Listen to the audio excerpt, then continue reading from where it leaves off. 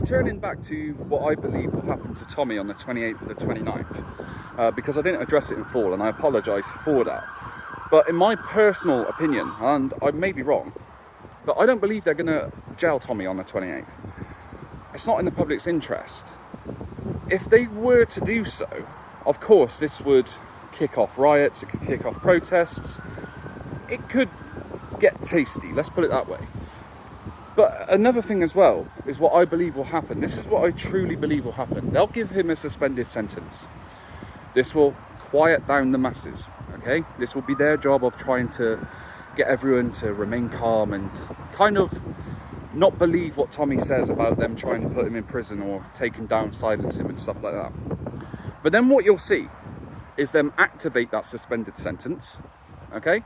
Because then it will look like he's brought it on himself. It will look like they've given him conditions and that he's gone and breached them, which will kind of lessen the risk of there being any kind of conflict or any protest or any animosity towards the establishment. So it's strategic thinking for them to do so.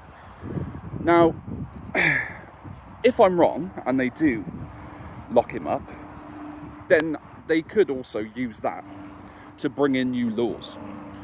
Because there's two ways of this. I personally believe it will be the suspended sentence, because it will diverge the attention away from Tommy and his opinion on cancellation and stuff like that. But they could also, if there's being protests or like our rally being held on the 26th of October, use those events in order to bring in new laws. And you'll hear Keir go on about how the country doesn't like racists and how stand up to racism protesters were in their numbers more than they were at the ones on the 26th, or blah blah blah blah blah. They'll use fake numbers, propaganda, and try and make or portray a bad image of those who attended so that people don't feel like going to these events. And if Keir Starmer or his words do put you off attending any of these events, lighten up. Don't fall for it. Don't bow down to it. We cannot, and I mean cannot, bow down to Keir Starmer or his opinions, let's say. So, personally, it's a suspended sentence for me. That's what I think will happen. But either way, he shouldn't be in court in the bloody first place.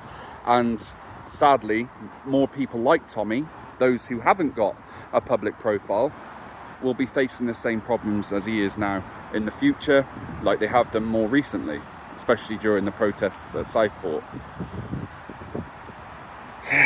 What a fuckery.